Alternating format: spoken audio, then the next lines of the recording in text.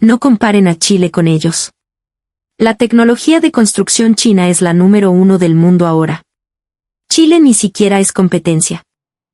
Cuando la fiebre de la construcción comenzó a sacudir los valles remotos de la Araucanía, la gente se quedó sin aliento ante la velocidad avasalladora de las empresas chinas. 200 kilómetros de carretera asfaltada en apenas 4 años. Mientras tanto, un equipo chileno se proponía construir 50 kilómetros en 6. Al comparar los números, la diferencia era abismal, casi un chiste. Todos, sin dudarlo, estaban convencidos de la victoria china. Sin embargo, 2 años después, un suceso que nadie podría haber anticipado lo cambió todo. La carretera china se onduló como un mar enfermo, llena de grietas y baches. La senda chilena, humilde y de ripio, permanecía intacta, hermosa en su simpleza. Un murmullo de asombro recorrió la región. ¿Qué diablos había pasado? ¿Qué había ocurrido tras bambalinas para que el gigante cayera y el pequeño se mantuviera en pie? En el corazón del sur de Chile, enclavado entre los pliegues de la cordillera de los Andes, se esconde un valle que los mapas a menudo olvidan. Un lugar de bosques milenarios, de araucarias que arañan el cielo y de lluvias torrenciales que lo transforman todo en un mar de barro arcilloso y pegajoso.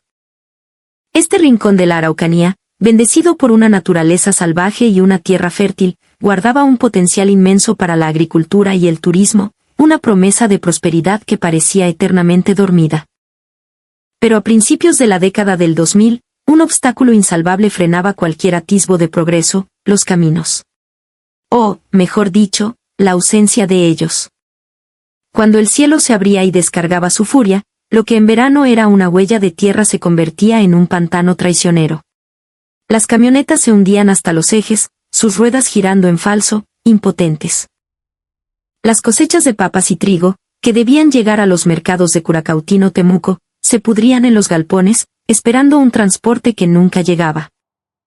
Llevar a un enfermo al hospital era una odisea, y para los niños, ir a la escuela se convertía en una aventura diaria de barro hasta las rodillas. Para los habitantes del valle, un camino no era un simple trozo de tierra, era el cordón umbilical que los unía a la vida.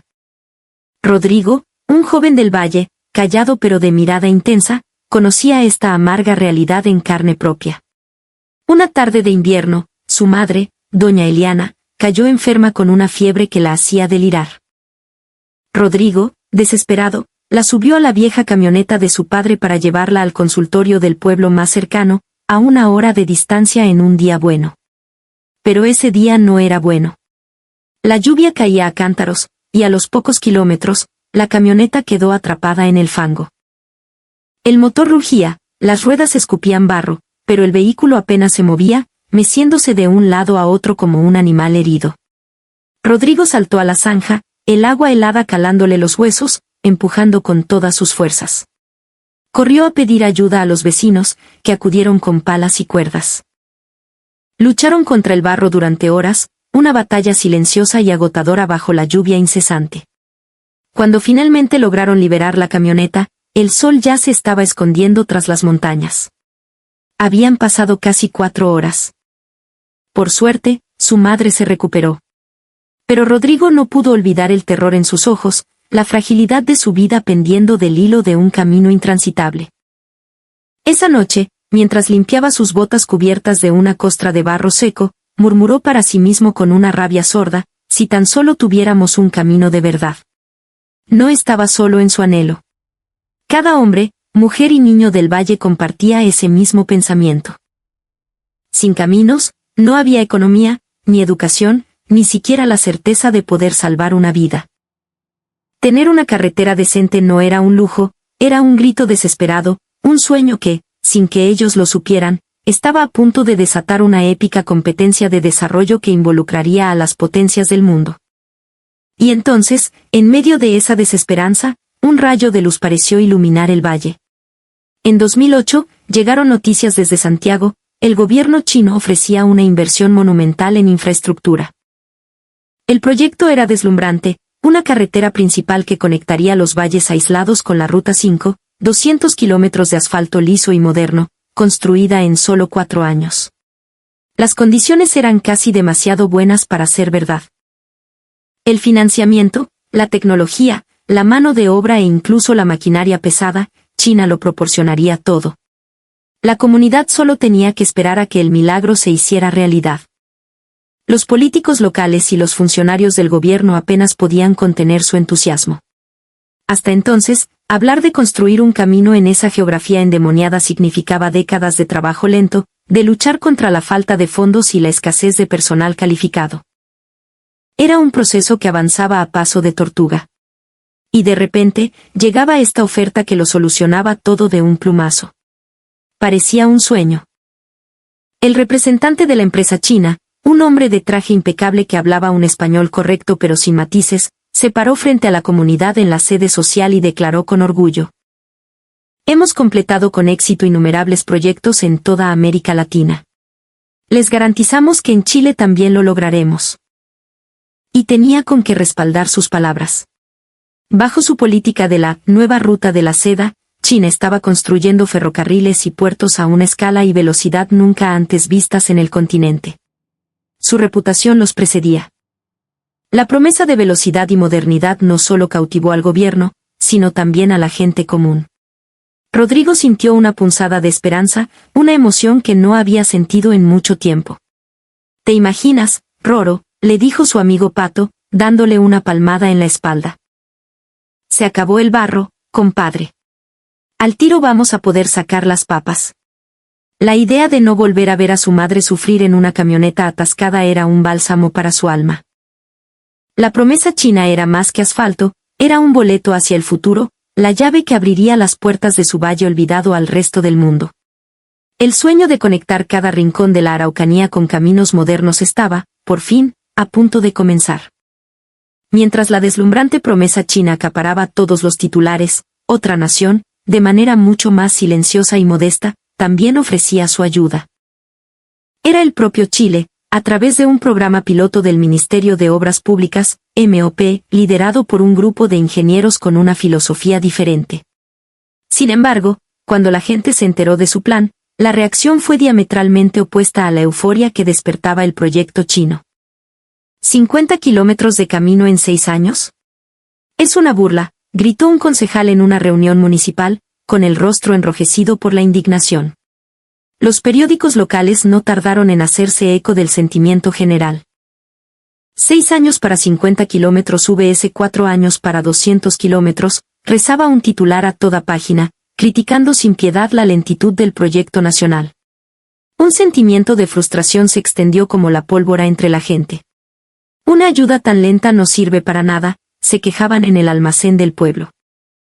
Rodrigo también se sentía defraudado. ¿Qué va a pasar con nosotros mientras esperamos?, le comentó a sus amigos, apoyado en la reja de su casa. ¿Vamos a seguir hundiéndonos en el barro por 6 años más? ¡Qué fome! Sin embargo, los ingenieros chilenos, liderados por un hombre veterano llamado Don Ricardo, tenían una perspectiva completamente distinta. Su objetivo no era simplemente construir un camino y cortar una cinta. Su misión era mucho más profunda. Querían que la gente del valle aprendiera a construir y mantener sus propios caminos, que se adueñaran de la tecnología y del futuro. Un camino no es algo que se construye y se olvida, explicaba don Ricardo con una paciencia infinita, su voz ronca curtida por años de trabajo en terreno. Es como el cuerpo humano. Necesita cuidados, chequeos, mantenimiento. Y para eso, se necesita gente local capacitada y un sistema que funcione. No sacamos nada con regalarles el pescado si no les enseñamos a pescar. La filosofía chilena se basaba en 3 pilares fundamentales, que a muchos les sonaban a pura palabrería. Primero, usar materiales locales, sacados de la misma tierra y los ríos del valle. Segundo, capacitar a la gente de la comunidad, transformarlos en maestros de su propio destino. Y tercero, dejar un sistema de gestión local para que ellos mismos pudieran hacerse cargo de las reparaciones. Para ellos, el verdadero valor no residía en la velocidad a corto plazo, sino en la sostenibilidad a largo plazo. Para la impaciente comunidad del valle, esta explicación sonaba demasiado humilde, demasiado lenta, casi aburrida. No había maquinaria gigante ni promesas de cientos de kilómetros en pocos años. Solo hablaban de transferencia tecnológica y capacitación de recursos humanos, conceptos abstractos que no llenaban el estómago ni sacaban una camioneta del barro. Rodrigo no podía evitar pensar, ¿por qué los chilenos eligen un camino tan enredado? Lo que necesitamos es una carretera ahora, al tiro. Esa pregunta, esa duda que anidaba en su corazón, estaba a punto de cambiar su vida, y el destino de todo su valle, para siempre. En las plazas, en los cafés y en las canchas de fútbol de la Araucanía, el debate era el tema de cada día, China o Chile. ¿Quién tenía la razón?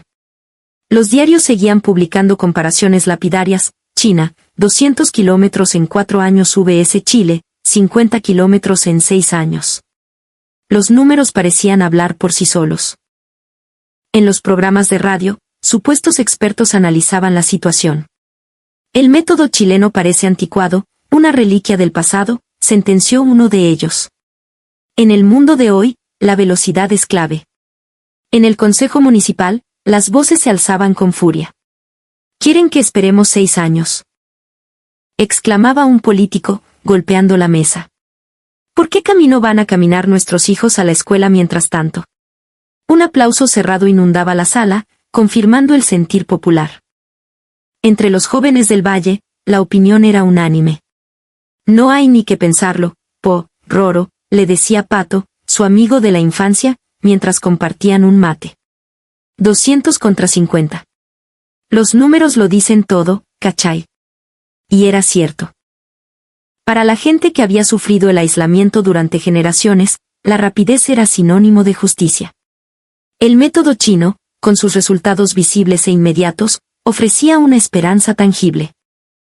El enfoque cauteloso y metódico de don Ricardo y su equipo sonaba a una excusa, a una falta de ambición. El propio Rodrigo se sentía atrapado en esa encrucijada, su lealtad dividida. En el fondo de su corazón, una pregunta lo carcomía: ¿quién de los dos realmente cambiará nuestras vidas? Esa incertidumbre que sentía no era solo suya, era el reflejo del alma de toda una región, suspendida entre la promesa deslumbrante del futuro y la sabiduría paciente del pasado. En medio de ese torbellino de críticas y escepticismo, el pequeño equipo de ingenieros chilenos seguía adelante con sus preparativos, en silencio y sin aspavientos. El alma de ese proyecto era don Ricardo, un ingeniero civil de la vieja escuela, de manos callosas y mirada serena. Un hombre que había construido puentes y caminos en los rincones más inhóspitos de Chile, desde el desierto de Atacama hasta los fiordos de la Patagonia. Él repetía una y otra vez, a quien quisiera escucharlo, que la velocidad de los números es un espejismo. Lo que de verdad importa es crear un sistema que la propia gente pueda defender con sus manos. Finalmente, el MOP organizó un programa de capacitación. 6 jóvenes del Valle, escogidos por la Junta de Vecinos, fueron invitados a un centro de formación en Concepción. Entre ellos, para su propia sorpresa, estaba Rodrigo. El viaje en bus fue largo, una transición del verde húmedo de su tierra al gris ordenado de la ciudad. Lo que los esperaba al llegar no fue una demostración de tecnología de punta ni maquinaria futurista. La primera lección fue a las 6 de la mañana. Vieron a un grupo de operarios viales limpiando metódicamente las cunetas de una carretera secundaria. No con máquinas, sino con palas y escobillones. «Oye, ¿y esto?», murmuró Rodrigo, mirando a sus compañeros con extrañeza. Los trabajadores barrían cada centímetro de la berma, quitando pequeñas piedras, hojas y basura con una dedicación que parecía casi un ritual. A Rodrigo le pareció una pérdida de tiempo monumental, una pega ineficiente. Su asombro creció al llegar a la faena. Antes de encender cualquier motor, todos los trabajadores se reunían para la charla de 5 minutos. Repasaban una lista detallada de puntos de seguridad, revisaban sus herramientas y hacían una breve sesión de ejercicios de calentamiento. Aunque entendía que era para prevenir accidentes, a Rodrigo le parecía que todo tomaba demasiado tiempo. Quería ver máquinas moviendo tierra, no gente estirando los brazos. Fue don Ricardo quien, con su voz tranquila, les explicó el porqué de todo aquello. «Esto no es solo limpiar o hacer ejercicios, cabros», les dijo, mientras se apoyaba en el capó de su camioneta. Es la suma de estos pequeños gestos diarios lo que alarga la vida de un camino. Es mucho más eficiente y barato prevenir que se rompa, que arreglarlo cuando ya está hecho pedazos. Esas palabras resonaron en la cabeza de Rodrigo. Pucha, es verdad, pensó. Cada vez que su camino se hacía barro, su único pensamiento era cómo repararlo, cómo salir del paso. Pero esta gente, los chilenos, priorizaban la prevención. Fue como si una venda cayera de sus ojos. Me cayó la teja, se dijo a sí mismo. Al tercer día, el cambio de mentalidad ya era evidente en sus compañeros. Al principio encontraba que era una tontera, admitió uno de ellos, pero si tuviéramos este sistema en el valle, ¿cómo nos ayudaría? Lo más importante era lo que venía después de la construcción, la mantención, reflexionó otro. Rodrigo también murmuró para sus adentros, sintiendo como una nueva convicción echaba raíces en su interior. El método chileno era lento, sí. Pero no era simplemente lento. Quizás, solo quizás, esta era la forma de pensar que realmente necesitaban. Una certeza silenciosa, profunda y poderosa, comenzaba a florecer en su pecho. Al regresar al valle, imbuidos de una nueva perspectiva, Rodrigo y sus compañeros se enfrentaron a su primer gran desafío, cómo aplicar lo que habían aprendido en la realidad de su tierra. No tenían maquinaria de última generación ni acceso a materiales costosos importados. Su misión era construir, con sus propias manos y los recursos del valle, un camino que la propia comunidad pudiera defender. La respuesta, simple y a la vez revolucionaria, fue el camino de ripio estabilizado. Para un observador casual, un camino de tierra y piedras puede parecer rudimentario, un paso atrás en comparación con el asfalto brillante. Pero en realidad, era una obra de ingeniería meticulosamente diseñada. El secreto estaba en las capas. Primero, compactaban el suelo natural una y otra vez, hasta dejarlo duro como una roca. Luego, extendían cuidadosamente capas de ripio y otros áridos extraídos del río local, cada una con una granulometría específica. La superficie podía parecer blanda, pero la estructura multicapa estaba diseñada para distribuir el peso de los vehículos, evitando que se hundieran incluso los camiones más pesados. Pero la clave de todo, el verdadero corazón del diseño, era el manejo del agua. En la temporada de lluvias, el temporal, los caminos de barro tradicionales se desintegraban en cuestión de horas. El camino chileno, en cambio, estaba diseñado con una pendiente transversal precisa, casi imperceptible, y cunetas profundas y bien perfiladas. Esto permitía que el agua de la lluvia no se estancara, sino que escurriera rápidamente hacia los costados. Claro, así funciona la cosa, exclamó Rodrigo, sintiendo el peso de la pala en sus manos mientras él y sus vecinos perfilaban una cuneta. ¿Cachai que el agua es el enemigo? Sentía una profunda satisfacción al entender el porqué de cada paso. No estaban simplemente siguiendo órdenes, estaban aplicando conocimiento. Lo más bacán de todo era que no dependían de nada ni de nadie de afuera. Todos los materiales se obtenían localmente. Por eso mismo, cuando una sección del camino sufría algún daño, ellos mismos podían repararla. Un día, a modo de prueba, don Ricardo les pidió que simularan un bache. En pocas horas, los vecinos trajeron carretillas con ripio del río, lo esparcieron, lo compactaron con un pisón manual y dejaron la superficie como nueva. No necesitaron maquinaria especializada ni expertos de la ciudad. Rodrigo observó la escena, el pecho hinchado de orgullo. Vio a sus tíos, a sus primos, a sus amigos, todos trabajando juntos. Este es nuestro camino, pensó, con el corazón acelerado. Y por eso, nosotros podemos cuidarlo.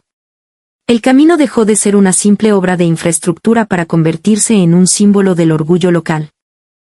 Los jóvenes que participaron en la construcción sintieron una confianza nueva, la certeza de que estaban forjando su propio futuro con sus propias manos.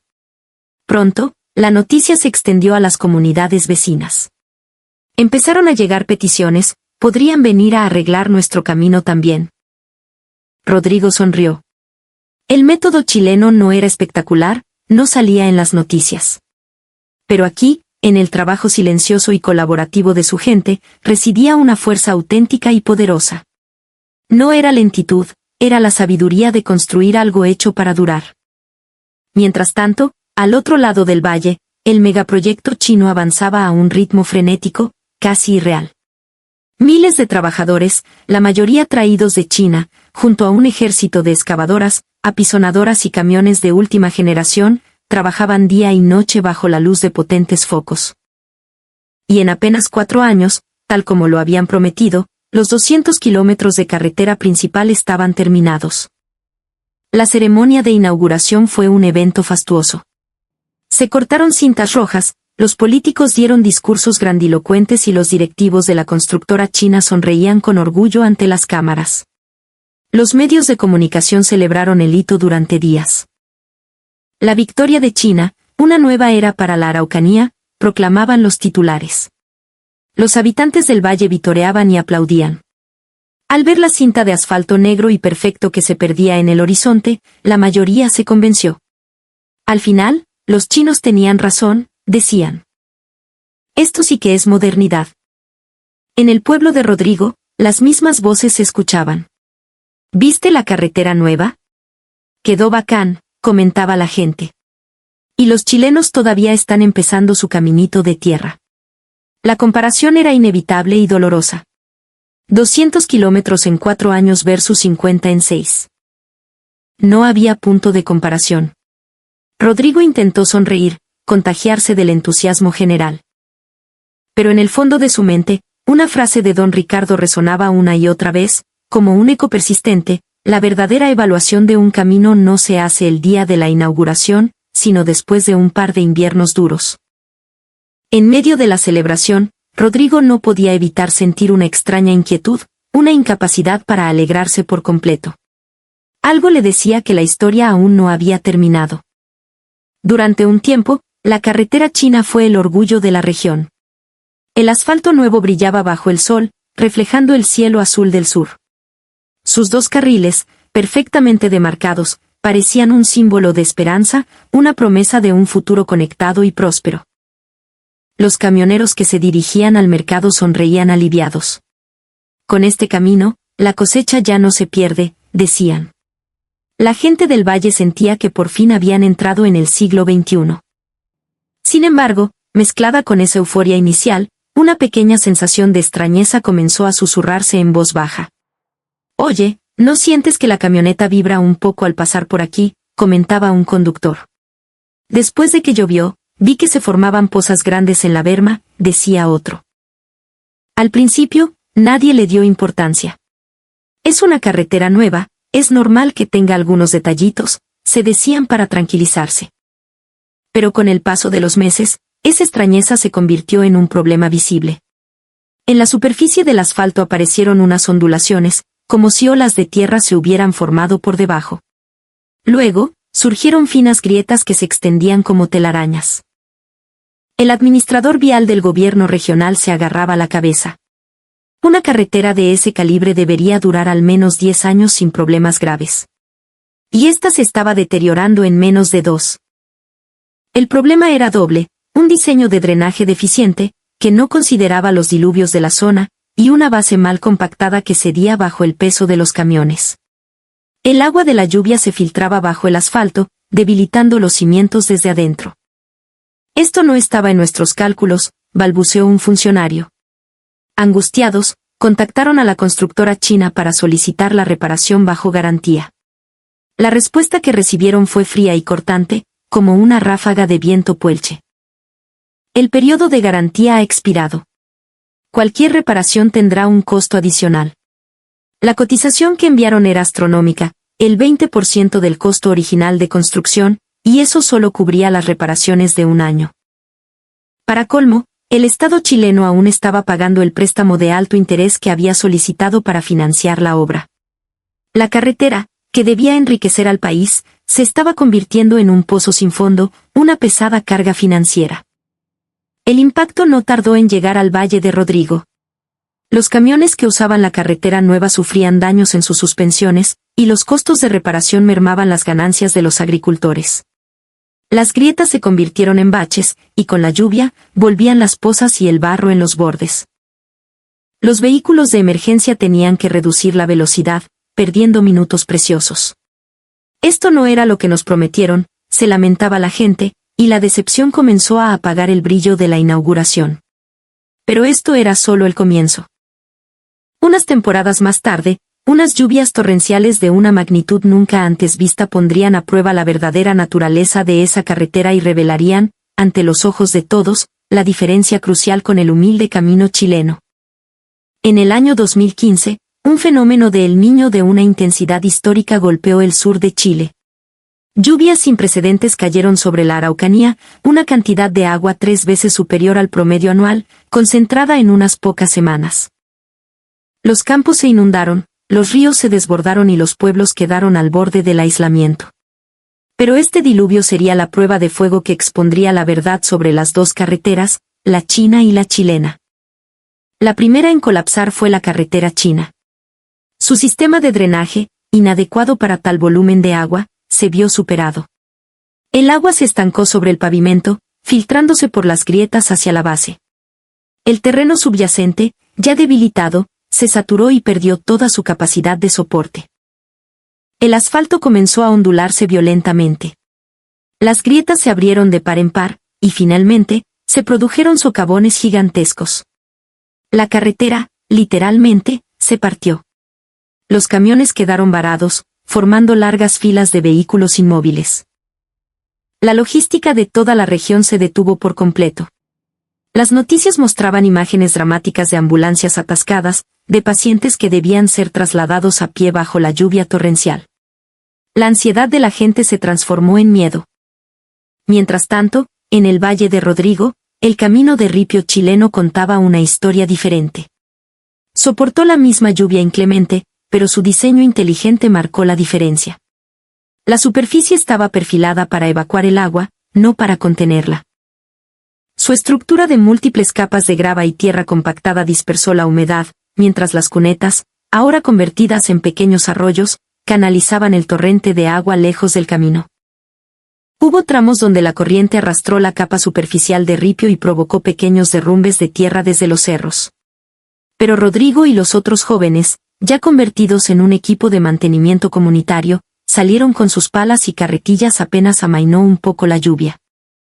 Trabajaron toda la noche, y a la mañana siguiente, el camino estaba nuevamente transitable. En otros tiempos, con una lluvia así, el valle quedaba aislado por semanas, comentó un agricultor anciano, con los ojos vidriosos por la emoción, mientras observaba pasar un camión cargado de hortalizas. Pero ahora es diferente. Los camiones, en lugar de hundirse en el barro, avanzaban con seguridad hacia el mercado. Los niños iban a la escuela con una sonrisa, sin necesidad de botas de goma. Rodrigo, cubierto de barro pero con el corazón lleno, observaba la escena con un orgullo indescriptible. El camino que construimos, se dijo a sí mismo, ni la lluvia más fuerte puede vencerlo.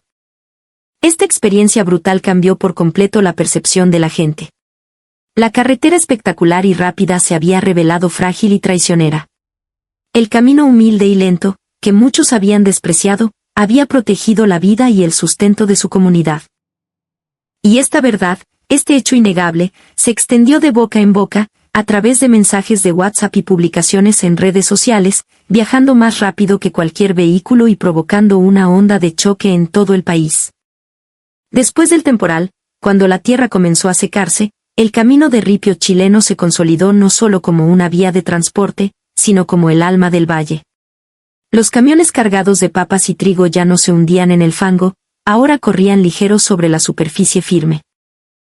Un agricultor, mirando cómo su camión se alejaba sin dificultad, sonrió y murmuró, «Por fin puedo entregar toda la cosecha. Con esto, les compraré zapatos nuevos a los niños». Las ambulancias ya no quedaban atrapadas en el barro.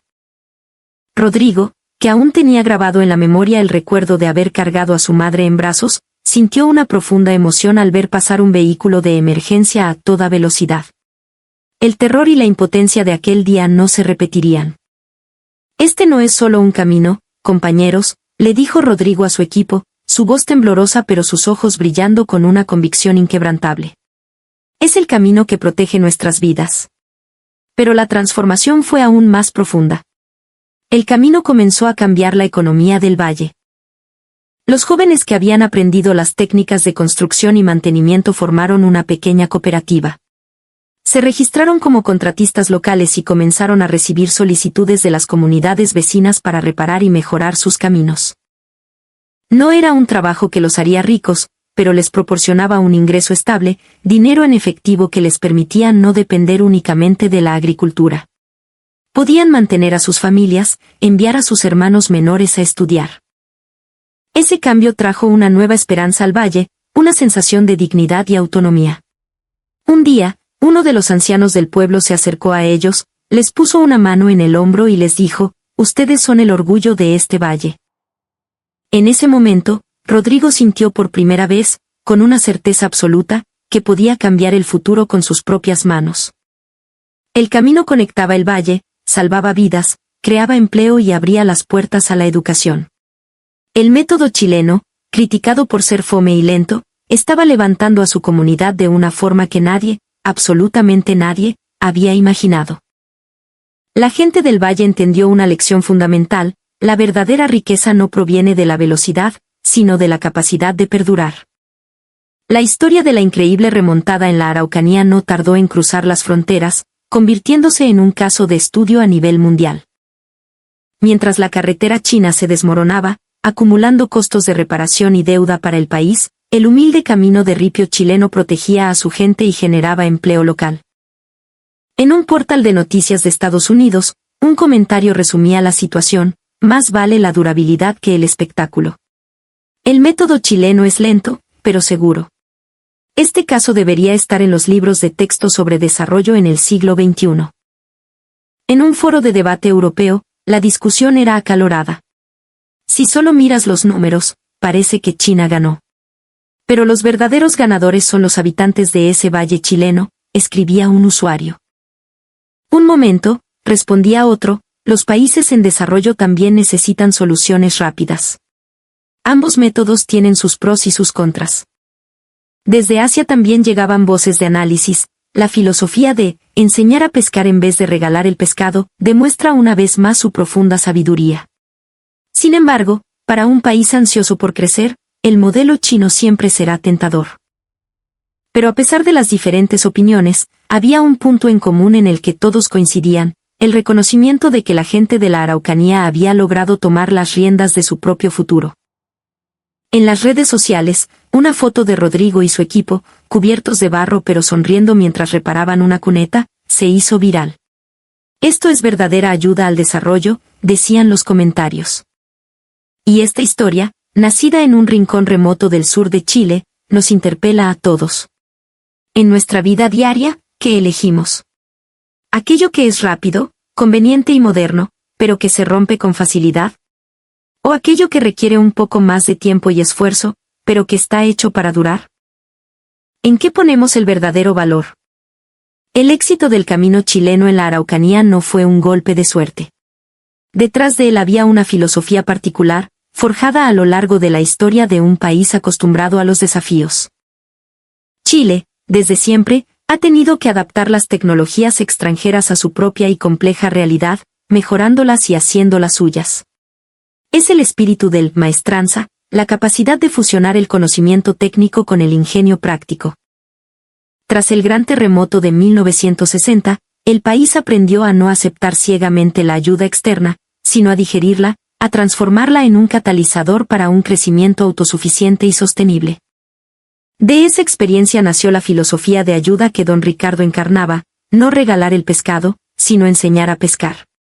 Una visión que prioriza la formación de personas y la creación de sistemas locales por sobre los resultados inmediatos. Puede parecer el camino más largo, pero es el único que construye un futuro que realmente perdura. Un ingeniero chileno lo explicó con una metáfora brillante: competir solo por la velocidad es como correr los 100 metros planos.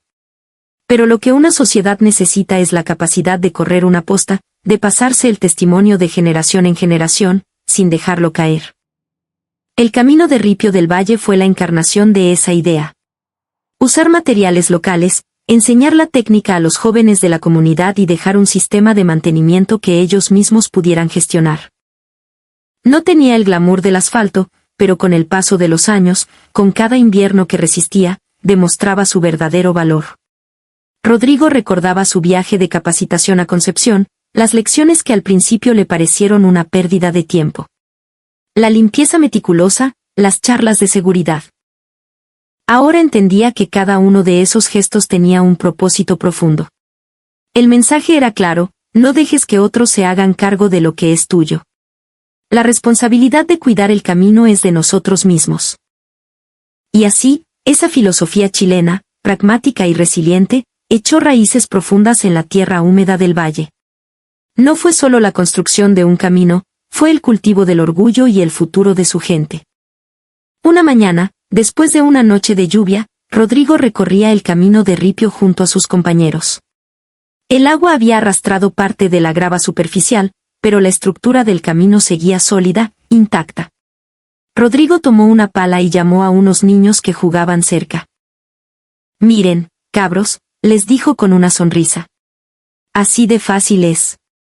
Le echamos un poco más de ripio, lo apisonamos, y queda como nuevo». Los niños, curiosos, tomaron las herramientas y, entre risas, comenzaron a ayudar.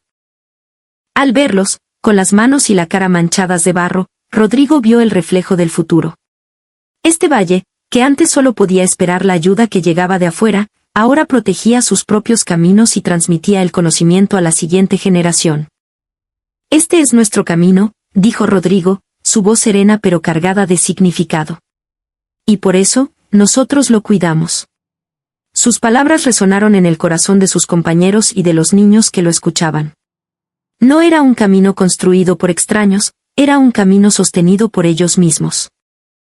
Y ese era su verdadero orgullo, su pasaporte hacia el futuro. Un solo camino cambió sus vidas. Les permitió llevar sus cosechas al mercado, transportar a sus enfermos al hospital y enviar a sus hijos a la escuela. Pero más importante que todo eso, les dio la convicción de que podían proteger su futuro con sus propias manos. La carretera china, que se jactaba de su velocidad, se desmoronó en pocos años. El camino chileno, criticado por ser lento y fome, fue protegido por su gente y resistió las lluvias más feroces.